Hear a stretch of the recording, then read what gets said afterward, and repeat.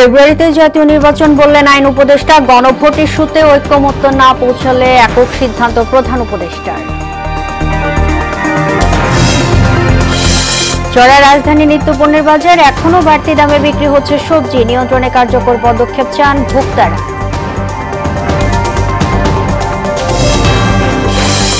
ব্যবহারের অনুপযোগী ফেনীর মহিপাল বাস টার্মিনাল, কর পরিশোধ করেও বিপাকে পরিবহন মালিকরা। সংস্কারে আশ্বাস পৌর কর্তৃপক্ষের।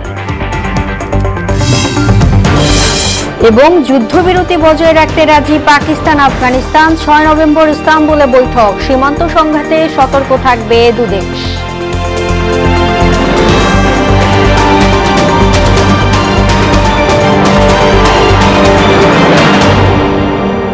আসসালামু আলাইকুম, সবাইকে মোহনা সংবাদে স্বাগত। শুনছিলেন শিরোনাম, পুরো সংবাদের সঙ্গে আছি আমি তাজরিন নাহার মুক্তি। যে কোনো মূল্যে ফেব্রুয়ারিতে জাতীয় নির্বাচন অনুষ্ঠিত হবে বলে জানালেন আইন উপদেষ্টা অধ্যাপক আসিফ নজরুল। গণভোট নিয়ে রাজনৈতিক দলগুলো ঐক্যমত্যে না এলে এ বিষয়ে প্রধান উপদেষ্টাই চূড়ান্ত সিদ্ধান্ত দেবেন বলেও জানান তিনি। গণভোট সহ বিভিন্ন বিষয়ে দলগুলোর পাল্টাপাল্টি অবস্থানের মধ্যেই এমন তথ্য দিলেন তিনি। উপদেষ্টা পরিষদের বৈঠক শেষে বৃহস্পতিবার বিকেলে রাজধানী ফরেন সার্ভিস একাডেমিতে সংবাদ সম্মেলনে এসব কথা বলেন উপদেষ্টা আসিফ নজরুল। প্রধান উপদেষ্টার প্রেস সচিব শফিকুল আলম এতে উপস্থিত ছিলেন। বিস্তারিত এসইউ সেলিমের প্রতিবেদনে। অন্তর্বর্তীকালীন সরকারের প্রধান উপদেষ্টা প্রফেসর মোহাম্মদ ইউনূসের সভাপতিত্বে উপদেষ্টা পরিষদের নিয়মিত বৈঠক অনুষ্ঠিত হয়। তেজগাঁয়ে প্রধান উপদেষ্টার কার্যালয়ে বৃহস্পতিবার সকালে বৈঠকটি অনুষ্ঠিত হয়। বৈঠকে অন্তর্বর্তী সরকারের উপদেষ্টা পরিষদ নির্বাচিত সরকারের কাছে দায়িত্ব হস্তান্তর না করা পর্যন্ত নিয়মিত দায়িত্ব পালন করার পাশাপাশি বৈঠকও অনুষ্ঠিত হবে বলে সিদ্ধান্ত গৃহীত হয়। বৈঠক শেষে বিকেলে রাজধানীর ফরেন সার্ভিস একাডেমিতে সংবাদ সম্মেলনে কথা বলেন আইন উপদেষ্টা আসিফ নজরুল। গণভোট সহ দুটি বিষয়ে রাজনৈতিক দলগুলোর মধ্যে অনৈক্য নিয়ে সরকারের উদ্বেগ তুলে ধরেন তিনি। দৃঢ় এবং পরস্পর বিরোধী এবং কি বলবো উত্তেজিত ভূমিকা নিয়েছে রাজনৈতিক দলগুলো যারা জুলাই গণঅভ্যুত্থানের পক্ষ ছিল। তা আপনারা যদি এরকম একটা ভূমিকা নেন তাহলে সরকার কি করবে আমরা ঠিক বুঝতে পারছি না। যে এতদিন আলোচনার পর যদি আপনাদের ঐক্যমত না আসে, তো এখন আমরা আসলে কিভাবে কি করবো এটা নিয়ে সত্যি আমাদের কিন্তু চিন্তা করতে হচ্ছে। কোন রাজনৈতিক দল যদি এককভাবে তাদের অবস্থান নেওয়ার জন্য আমাদেরকে আলটিমেটাম বেঁধে দেয় বা জোর করে, তার মানে হচ্ছে ওনাদের মধ্যে ঐক্যমত্য নাই এবং ওনারা চাচ্ছেন ওনাদের দলীয় পজিশনটা যেন এই সরকার আপহরণ করে। গণভোট কবে হবে তা নিয়ে রাজনৈতিক দলগুলোর মধ্যে বিরোধ তীব্রতম পর্যায়ে পৌঁছেছে উল্লেখ করে এ বিষয়ে চূড়ান্ত সিদ্ধান্ত প্রধান উপদেষ্টা নেবেন বলেও জানান আইন উপদেষ্টা। সিদ্ধান্ত নেবেন প্রধান উপদেষ্টা। প্রধান উপদেষ্টার নেতৃত্বে আমরা থাকবো, আমরা ওনাকে সহায়তা করার জন্য থাকবো। সিদ্ধান্ত এটা কোনো পার্টিকুলার কেউ নেবেন, এটা আপনারা নিশ্চিত থাকেন। এই সিদ্ধান্ত প্রধান উপদেষ্টা নেবেন। আমাদের সাথে কনসাল্ট করার প্রয়োজন হলে উনি কনসাল্ট করবেন এবং আমরা যে সিদ্ধান্ত নিব সেখানে আমরা দৃঢ় থাকবো। আর সিদ্ধান্ত খুব দ্রুত নেওয়া হবে। জুলাই সনদ নিয়ে অনৈক্যের প্রভাব জাতীয় নির্বাচনে পড়বে না বলে এই সময় জানান অন্তর্বর্তী সরকারের প্রেস সচিব শফিকুল আলম। এসইউ সেলিম, মোহনা সংবাদ, ঢাকা। নির্বাচনের আগে গণভোট আয়োজন অযৌক্তিক এমন মন্তব্য করে বিএনপির মহাসচিব মির্জা ফখরুল ইসলাম আলমগীর বলেন, এটা কোনোভাবেই মানবে না তার দল। বৃহস্পতিবার দুপুরে গুলশান কার্যালয়ে আয়োজিত সংবাদ সম্মেলনে জুলাই সনদ বাস্তবায়নের সুপারিশকে একপেশে উল্লেখ করেন তিনি। বলেন, এই সুপারিশ জাতির ঘাড়ে জোর করে চাপিয়ে দেয়া হচ্ছে। জুলাই সনদের আইনি ভিত্তি দেওয়ার এখতিয়ার অন্তর্বর্তী সরকারের নেই বলেও জানান মির্জা ফখরুল ইসলাম আলমগীর। আরও জানাচ্ছেন হুমায়ুন কবির। দলের স্থায়ী কমিটির জরুরি বৈঠকের সিদ্ধান্ত জানাতে বৃহস্পতিবার গুলশানের রাজনৈতিক কার্যালয়ে সংবাদ সম্মেলন ডাকে বিএনপি। এতে উপস্থিত ছিলেন দলটির মহাসচিব মির্জা ফখরুল ইসলাম আলমগীর সহ শীর্ষ নেতারা। লিখিত বক্তব্যে মির্জা ফখরুল বলেন, বিএনপি জুলাই সনদে অঙ্গীকারনামায় স্বাক্ষর করেছে, তবে সনদের চূড়ান্ত কপি তাদের কাছে উপস্থাপন করা হয়নি। বিএনপির অগোচরে মন গড়া অনেক দফা সংশোধন করা হয়েছে বলেও অভিযোগ করেন তিনি। ঐক্যবদ্ধ কমিশনের প্রস্তাব এবং সুপারিশ একপেশে ও জবরদস্তিমূলক জাতির উপর চাপিয়ে দেওয়ার চেষ্টা করা হয়েছে। দীর্ঘ 1 বছর ব্যাপী সংস্কার কমিশন ও জাতীয় ঐক্যমত্য কমিশনের সাথে রাজনৈতিক দলসমূহের দীর্ঘ ধারাবাহিক আলোচনা ছিল অর্থহীন, অর্থ ও সময়ের অপচয়, প্রহসনমূলক এবং জাতির সঙ্গে প্রতারণা। জাতীয় সংসদ নির্বাচন অনুষ্ঠানের মতো বিশাল আয়োজনের বিবেচনায় নির্বাচনের পূর্বে গণভোট অনুষ্ঠান অপ্রয়োজনীয়, অযৌক্তিক এবং অবিবেচনা প্রসূত। বিএনপি নেতারা বলেন, জাতীয় নির্বাচনের আগে গণভোট মেনে নেওয়া হবে না। বিএনপির দেওয়া নোট অব ডিসেন্ট জুলাই সনদ বাস্তবায়নের সুপারিশে উল্লেখ নেই জানিয়ে তারা বলেন, এটি জাতিসংঘের প্রতারণা। এমনকি জুলাই সনদে আইনি ভিত্তি দেওয়ার এখতিয়ার অন্তর্বর্তী সরকারের নেই। যে সনদটা গৃহীত হলো বলে জনগণের সামনে প্রধান উপদেষ্টা বললেন, সেই ডকুমেন্টকে একটু ডেভিয়েট করে ওখানে যা বলা আছে ওটা না রেখে ওখানে যা বলা নাই সেটা রেখে কমিশন কিছু সুপারিশ পেশ করেছে। আমাদের আপত্তিটা ওই জায়গায়। হঠাৎ করে সংবিধান সংস্কার পরিষদ গঠনের যে প্রস্তাবটা দেয়া হলো এবং সেটা কারা দিল, কিভাবে দিল, সুপারিশে কিভাবে আসলো, তাইলে জাতীয় সংসদ নির্বাচন অনুষ্ঠিত হবে নাকি সংবিধান সংস্কার পরিষদ নির্বাচন অনুষ্ঠিত হবে, সেই এখতিয়ার তো নির্বাচন কমিশনের নাই। সবাই মিলে আমরা পজিটিভ একটি দৃষ্টিভঙ্গি নিয়ে এই অন্তর্বর্তী সরকারের অধীনে জাতীয় নির্বাচনে বিএনপির আস্থা রয়েছে জানিয়ে দলটির নেতারা বলেন, এই ক্ষেত্রে ভোটে কোনো প্রভাব পড়বে না। নির্বাচনের ব্যাপারে আমাদের কোনো অনাস্থা নেই কারোর প্রতি। আমরা চাচ্ছি যে খুব দ্রুত নির্বাচনটা হয়ে যায়। হুমায়ুন কবির, মোহনা সংবাদ, ঢাকা। শাপলা কলি যুক্ত করে 119টি প্রতীকের নতুন তফসিল প্রকাশ করল নির্বাচন কমিশন।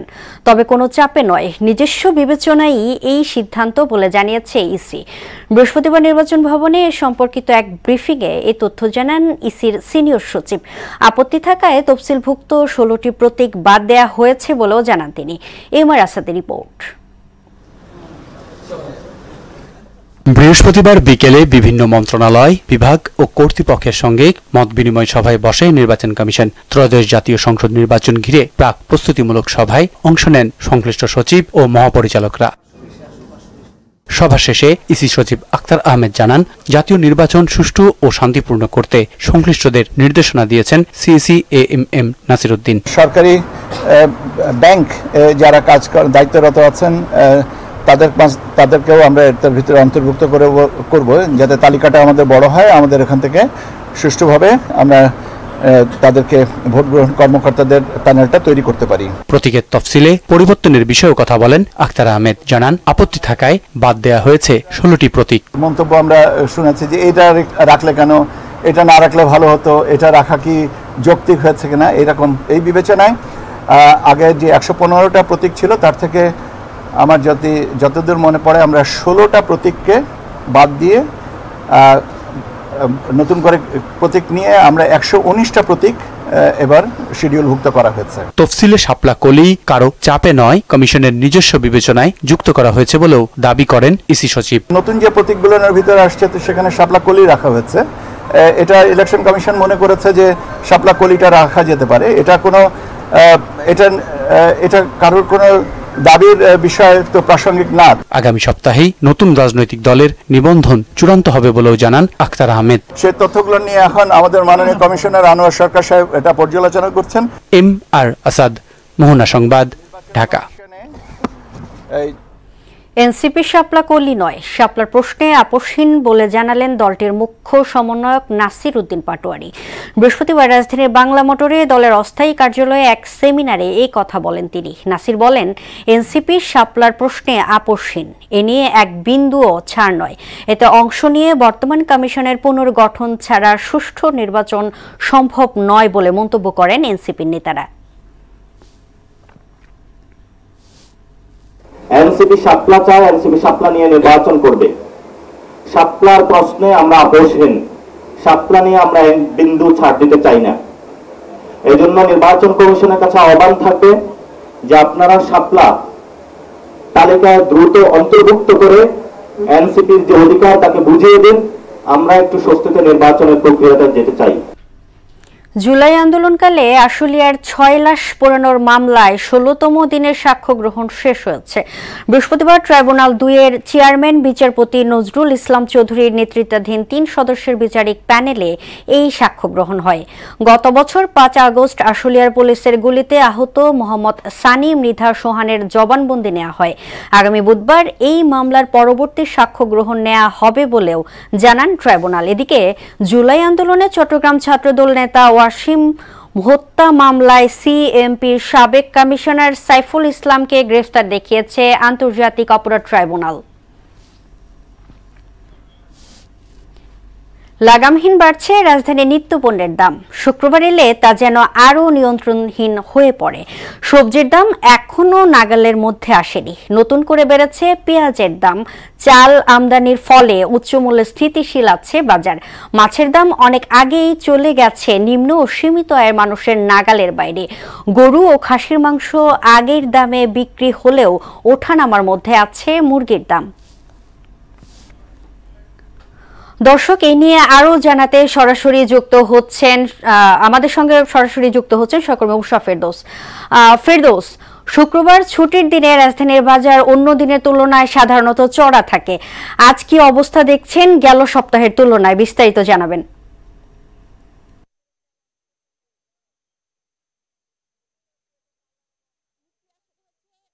সপ্তাহের তুলনায় আজকে সবজির দাম নিম্নমুখী, মানে হচ্ছে যে শীতকালীন যে সবজিগুলো সেগুলো হচ্ছে বাজারে আসতে শুরু করেছে। যেমন ফুলকপি, বাঁধাকপি, যেগুলো শীতের প্রধান সবজি, সেগুলো হচ্ছে বাজারে আসার কারণে হচ্ছে গত সপ্তাহের তুলনায় প্রতিটি ফুলকপি, বাঁধাকপি প্রায় 20 টাকা করে কমেছে। এবং হচ্ছে অন্যান্য যে সবজিগুলো আছে, যেমন সিম, শীতকালীন যে প্রধান সবজি সিম হচ্ছে গত সপ্তাহে 130-140 থাকলেও এই সপ্তাহে শুধুমাত্র 70 টাকায় বিক্রি হচ্ছে।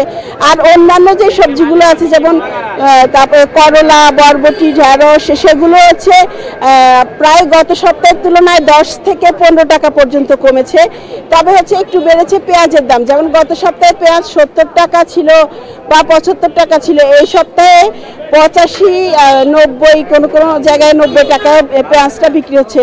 আর পেঁয়াজের এই সংকটটা হচ্ছে মূলত আমদানি নির্ভরতা কমে যাওয়া এবং হচ্ছে বর্তমানে যে পেঁয়াজ কলি নতুন করে আসবে সেটি আসা পর্যন্ত পেঁয়াজের দাম আপাতত কমছে না, জানিয়েছেন বিক্রেতারা। এবং আমি যদি অন্য যে পণ্যগুলো আছে, যেমন মুরগির দাম গত সপ্তাহের তুলনায় 10 টাকা করে কমেছে। ব্রয়লার মুরগি বর্তমানে বিক্রি হচ্ছে 170 থেকে 75 টাকা। এবং ডিমের দাম গত সপ্তাহের তুলনায় কিছুটা কমেছে, 130 থেকে 35 টাকায় বিক্রি হচ্ছে। এবং হচ্ছে চালের দাম হচ্ছে বাজারে স্থিতিশীল আছে। গত 2-3 সপ্তাহ ধরে হচ্ছে বাজারে চালের দামটা স্থিতিশীল আছে, কারণ বাজারে আমদানি বেড়েছে চালের। এবং হচ্ছে তেলের যে দাম হচ্ছে বিক্রেতারা বাড়ানোর কথা ছিল সেটা তারা বাড়িয়েছে। তবে এখনো বাজারে বর্ধিত যে সয়াবিন তেল সেটি আসে নাই, বর্ধিত দামের যে সয়াবিন তেল সেটি আসে নাই, সেজন্য বোতলজাত সয়াবিন তেল আগের দামে বিক্রি হচ্ছে। এবং হচ্ছে বর্তমান যে প্রেক্ষাপট সবজির দামের, সেটি হচ্ছে আস্তে আস্তে আরও কমে যাওয়ার কথা জানিয়েছেন বিক্রেতারা। কারণ শীতের সবজি পুরোটা যখন চলে আসবে তখন সবজির দাম আরও কমে যাবে। এবং হচ্ছে তবে যে মধ্যস্বত্বভোগীর যে দৌরাত্ম্য সেটি যদি কমানো যায় তাহলে হচ্ছে সবজির দাম আরও কমে যাবে বলে প্রত্যাশা করছেন বিক্রেতারা। কারণ হচ্ছে যদি বাজার তদারকি করা যায়, যেখানে হচ্ছে উৎপাদন থেকে শুরু করে ভোক্তা পর্যন্ত পৌঁছাতে যে 4-5টি হাট বদল হয়, এই জায়গাগুলোতে সিন্ডিকেট নিয়ন্ত্রণ করতে পারলে সবজির বাজার আরও কমে যাওয়ার আশা জানিয়েছেন হচ্ছে ক্রেতারা। কারণ হচ্ছে যে মধ্যস্বত্বভোগীর দৌরাত্ম্য না থাকলে স্বস্তিতে হচ্ছে কেনাকাটা করতে পারেন ক্রেতারা। তো মুক্তি বাজার থেকে এই ছিল আমার কাছে সর্বশেষ। ধন্যবাদ উষা আপনাকে। এক যুগ ধরে ব্যবহারের অনুপযোগী ফেনীর মহিপাল বাস টার্মিনাল, খানাখন্দে ভরা টার্মিনালটিকে ডোবা বা পুকুর বললেও ভুল হবে না। এতে গাড়ি রাখতে হচ্ছে টার্মিনালের পাশের সড়কে। নিয়মিত কর পরিশোধেও টার্মিনাল ব্যবহার করতে না পারায় ক্ষুব্ধ বাস মালিকরা। সংস্কারের আশ্বাস পৌর কর্তৃপক্ষের। সুরঞ্জিত নাগের প্রতিবেদন, জানাচ্ছেন তাসিন দারিন। আপাত দৃষ্টিতে দেখে মনে হতে পারে এটি কোনো পুকুর বা ডোবা। আসলে এটি ফেনী মহিপাল আন্তজেলা বাস টার্মিনাল। ঢাকা চট্টগ্রাম রুটের মধ্যবর্তী স্থানে এই টার্মিনালটিতে নোয়াখালী, লক্ষ্মীপুর, কুমিল্লা সহ দেশের উত্তরবঙ্গ ও দক্ষিণবঙ্গের বিভিন্ন স্থানের পরিবহনের আসা যাওয়া। দীর্ঘ 1 যুগ ধরে এই টার্মিনালটি ব্যবহার অনুপযোগী থাকায় পরিবহন সংশ্লিষ্টদের দুর্ভোগের শেষ নেই। অতি দ্রুত টার্মিনালটি ব্যবহারের উপযোগী করার দাবি জানান তারা। এটা টার্মিনাল না, এটা বাংলাদেশের একটা জীব জানোয়ারের কেন্দ্র। এই কেন্দ্রতে আমরা আজকে দীর্ঘদিনের জন্য মালিক শ্রমিকেরা দুর্ভোগ করতেছি। আমাদেরকে রাস্তায় কোথাও শ্রমিক প্যাসেঞ্জার নামানোর জন্য প্রশাসন নিষেধ করতেছে। এই টার্মিনালের মেরামতের জন্য আমরা অনেক দিন পৌরসভায় গিয়েছিলাম, আমাদেরকে পৌরসভায় কোনো ছাড়া দিতেছে না। এখানে কিভাবে গাড়ি রাখবো, এখানে মাছ চাষ করার মতো পুকুর হয়ে গেছে। পৌরসভার রাজস্ব থেকে প্রকল্প নিয়ে সংস্কার করার কথা জানালেন পৌর প্রশাসক। পৌরসভার রাজস্ব থেকে আমরা প্রকল্প দিব, আবারও ছোটখাটো যে সংস্কারের কাজ আছে এটি করলে বাস এখানে রাখার সুবিধা হবে। আর যারা বাসের মালিক আছেন তারাও যদি একটু সচেতন হন যে পৌরসভার রাস্তা বা মহাসড়কের যে সার্ভিস লেন সেটি ব্লক করে যেন তারা পার্কিং করে না রাখেন, এই জন্য তাদের প্রতি আমাদের সচেতনতামূলক উপদেশ এবং অনুরোধ। দ্রুততম সময়ের মধ্যে মহিপাল টার্মিনালটি সংস্কার করে জনদুর্ভোগ লাঘব করা হবে, এমনটাই আশা করছেন ফেনীবাসী। তাহসিন তারিন, মোহনা সংবাদ। এবার আন্তর্জাতিক প্রসঙ্গ। পাকিস্তান ও আফগানিস্তান উভয় যুদ্ধবিরতির ধারাবাহিকতা অব্যাহত রাখতে সম্মত হয়েছে। বৃহস্পতিবার রাতে তুরস্কের পররাষ্ট্র মন্ত্রণালয় থেকে দেয়া এক বিবৃতিতে এই তথ্য জানানো হয়েছে। যুদ্ধবিরতি সংক্রান্ত বিভিন্ন শর্ত নিয়ে আগামী 6 নভেম্বর ইস্তাম্বুলে দুই দেশের প্রতিনিধিরা বৈঠক করবেন। সেই বৈঠকের আগ পর্যন্ত যাতে কোনো সংঘাত না হয় সে ব্যাপারে পাকিস্তান ও আফগানিস্তানের সরকার সজাগ থাকবে বলেও সিদ্ধান্ত নিয়েছে দুই দেশের সরকারি প্রতিনিধিরা। পাকিস্তানের সঙ্গে আফগানিস্তান 2600 কিলোমিটার দীর্ঘ সীমান্ত রয়েছে, যা ডুরান্ডো লাইন নামে পরিচিত। 2021 সালে আফগানিস্তানে তালেবান সরকার প্রতিষ্ঠিত হওয়ার পর থেকে দুই দেশের সম্পর্কে অবনতির শুরু হয়েছে এবং বর্তমানে তা তলানিতে ঠেকেছে। বরগুনার পাথরঘাটার বুটাবাছা বাজার থেকে কালামেঘা পর্যন্ত 4 কিলোমিটার গ্রামীণ সংযোগ সড়ক নির্মাণে চলছে ব্যাপক অনিয়ম। প্রায় 7.5 কোটি টাকার প্রকল্পের কাজে ব্যবহার করা হচ্ছে নিম্নমানের উপকরণ। এতে ক্ষোভ প্রকাশ করছেন এলাকাবাসী। বিষয়টি মানতে নারাজ ঠিকাদার প্রতিষ্ঠান। সুমন মোল্লার প্রতিবেদন, জানাচ্ছেন মোহাম্মদ ওয়ালিউল্লাহ।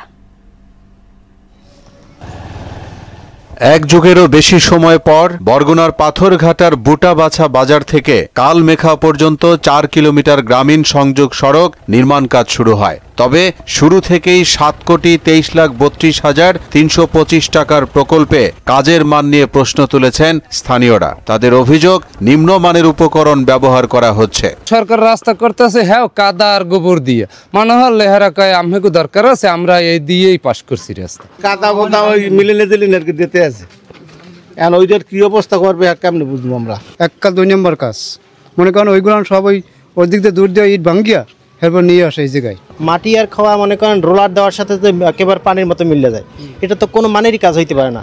আবুল কালাম আজাদ নামের এক ঠিকাদার প্রকল্পটির কাজ নিয়ে বিক্রি করে দেন শাহিন নামের আরেক ঠিকাদারের কাছে। তিনিও আবার বিক্রি করেন সোহাগ নামের আরেক ঠিকাদারের কাছে। এভাবে কাজ চলছে কচ্ছপ গতিতে। 3 বছরের কন্ট্রাক্ট নিছে, 3 বছরের ভিতরে প্রায় 2.5 বছর হয়ে গেছে, এখন পর্যন্ত রাস্তার কাজ হয় না 10%। নিচে দেশে বালি উপরে কয়েকটা খোয়া ছিটাই দিয়া দেখবে আর এর যে কি ম্যানুয়াল আছে এ জানে আমরা তো জানি না।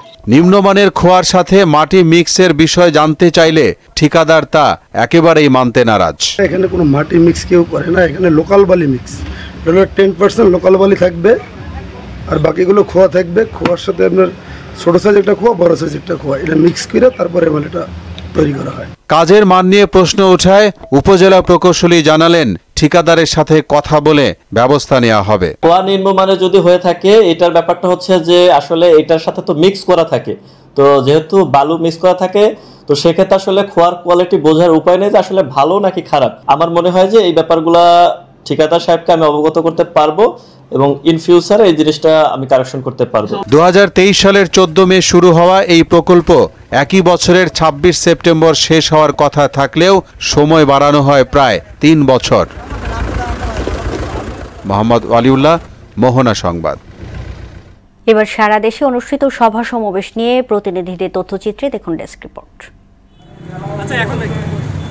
সাতক্ষীরার শ্যামনগরে আমার বাংলাদেশ পার্টির সাতক্ষীরা 4 আসনের জাতীয় সংসদ নির্বাচনের প্রার্থী ইঞ্জিনিয়ার শেখ আবিদ হোসেনকে মনোনয়ন দেয় নির্বাচনী প্রচারণা ও পথসভা অনুষ্ঠিত হয়েছে। দিনাজপুরের শেতাবগঞ্জ চিনিকল ও শ্যামপুর চিনিকল চালুর জন্য বরাদ্দকৃত অর্থ অবিলম্বে ছাড় ও সংস্কার কাজ চালুর দাবিতে স্মারকলিপি প্রদান ও বিক্ষোভ সমাবেশ অনুষ্ঠিত হয়েছে। কেরানীগঞ্জে ঢাকা জেলা দক্ষিণ জাকের পার্টির উদ্যোগে নির্বাচনী জনসভা ও র্যালি অনুষ্ঠিত হয়েছে। বগুড়া সোনাতলায় পাকুল্লা ও দিগদাইর ইউনিয়নে সংসদ নির্বাচনে বগুড়া 1 আসনের এমপি পদে বিএনপির মনোনয়ন প্রত্যাশী মহিদুল ইসলাম রিপন নেতাকর্মীদের নিয়ে গণসংযোগ ও লিফলেট বিতরণ করেছেন। নওগাঁয় যুবদলের ৪৭তম প্রতিষ্ঠা বার্ষিকী উপলক্ষে পৌর যুবদলের উদ্যোগে ১০০ কেজি মাছের পোনা অবমুক্ত করা হয়েছে এবং তাদেরকে কেন্দ্রীয় কর্মসূচি। নাটোরের গুরুদাসপুরে প্রধান শিক্ষকের নিঃশর্ত মুক্তির দাবিতে মানববন্ধন ও বিক্ষোভ মিছিল অনুষ্ঠিত হয়েছে। নার্সিং ও মিডওয়াইফারি অধিদপ্তরকে বিলুপ্ত করে বিভিন্ন অধিদপ্তরে একীভূতকরণের প্রতিবাদে সারা দেশের মতো রংপুরেও মানববন্ধন কর্মসূচি পালন করা হয়েছে। Faridpur technical training centre TCC ও এসডিএস আশ্বাস প্রকল্পের যৌথ উদ্যোগে টিসিসি চত্বরে দিনব্যাপী জব ফেয়ার অনুষ্ঠিত হয়েছে। ময়মনসিংহ মেডিকেল কলেজ হাসপাতালের নার্স ও মিডওয়াইফারিদের মানববন্ধন অনুষ্ঠিত হয়েছে। নরসিংদীর মাধবদীতে জামায়াতে ইসলামী মাধবদী শহর ও থানা শাখার আয়োজনে বিক্ষোভ মিছিল ও সমাবেশ অনুষ্ঠিত হয়েছে। টাঙ্গাইলের মির্জাপুরে উপজেলা মাধ্যমিক শিক্ষা অফিসের উদ্যোগে শিক্ষার মান উন্নয়নে ইংরেজি, গণিত ও বিজ্ঞান বিষয়ের শিক্ষকদের নিয়ে কর্মশালা অনুষ্ঠিত হয়েছে। সিরাজগঞ্জের উল্লাপাড়ায় প্রধান শিক্ষককে লাঞ্ছিতের ঘটনায় প্রতিবাদ সমাবেশ করেছে প্রাক্তন শিক্ষার্থীরা। সারা দেশের ন্যায় চুয়াডাঙ্গায়ও বাংলাদেশ নার্সেস অ্যাসোসিয়েশন চুয়াডাঙ্গা জেলা শাখার আয়োজনে মানববন্ধন কর্মসূচি পালিত হয়েছে। টাঙ্গাইলের বাসাইলে যুবদলের ৪৭তম প্রতিষ্ঠা বার্ষিকী অনুষ্ঠানে উপস্থিত ছিলেন বিএনপির নির্বাহী কমিটির vice chairman advocate Ahmed Azam Khan. নির্বাহী কমিটির অন্যতম মানিকগঞ্জে আগামী ত্রয়োদশ জাতীয় সংসদ নির্বাচন উপলক্ষে বাংলাদেশ জাতীয়তাবাদী ওলামা দলের মতবিনিময় সভা অনুষ্ঠিত হয়েছে। আফরিন পপি, মোহনা সংবাদ। দর্শক, এই পর্যায়ে জানিয়ে দিচ্ছি আজকের সংবাদপত্রের গুরুত্বপূর্ণ শিরোনাম।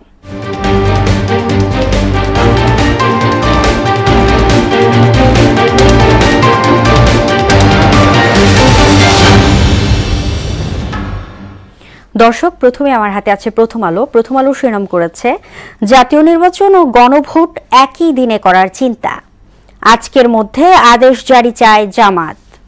হতদরিদ্রদের নামে 250 কোটি টাকার ব্যাংক ঋণ নিয়ে লোপাট। দৈনিক ইত্তেফাক শিরোনাম করেছে, দলগুলোর তীব্র বিরুদ্ধে চ্যালেঞ্জ দেখছে সরকার, নির্বাচন ও গণভোট একসঙ্গে হলে বাঁচবে 3000 কোটি টাকা। চীনা পণ্যের শুল্ক কমছে, ওয়াশিংটনকে বিরল খনিজ পদার্থ দেবে বেইজিং।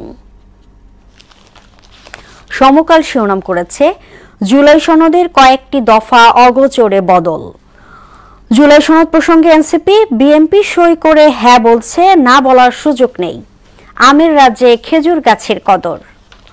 বাংলাদেশ প্রতিদিন শিরোনাম করেছে, টালমাটাল রাজনীতি, 21 শতাব্দীর চ্যালেঞ্জ মোকাবেলায় প্রস্তুত থাকুন বলছেন জেনারেল ওয়াকরুজ্জামান।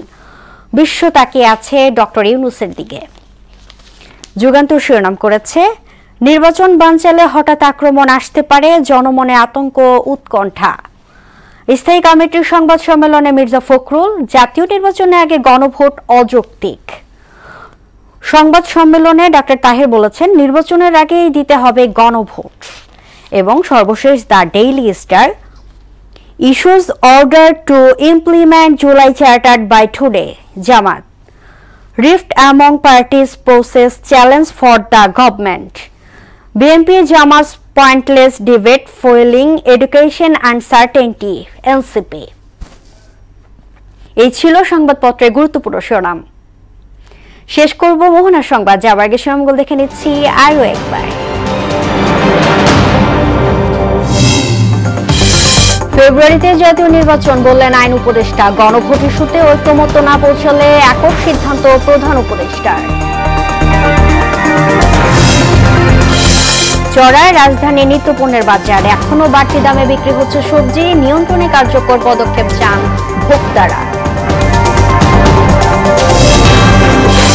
ব্যবহারের অনুপযোগী ফেনীর মহিপাল বাস টার্মিনাল, কর পরিশোধ করেও বিপাকে পরিবহন মালিকরা, সংস্কারে আশ্বাস পৌর কর্তৃপক্ষের। এবং যুদ্ধবিরতি বজায় রাখতে রাজি পাকিস্তান আফগানিস্তান, 6 নভেম্বর ইস্তাম্বুলে বৈঠক, সীমান্ত সংঘাতে সতর্ক থাকবে দুদেশ। এই ছিল মোহনার সংবাদে। পরবর্তী সংবাদ দুপুর 1টায়। এর আগে সকাল 11টায় দেখবেন সংবাদ এক নজরে। মোহনার সবশেষ খবর জানতে ভিজিট করুন www.mohana.tv। সংবাদ দেখতে পারেন ফেসবুক ও ইউটিউবে। এতক্ষণ সঙ্গে থাকার জন্য ধন্যবাদ।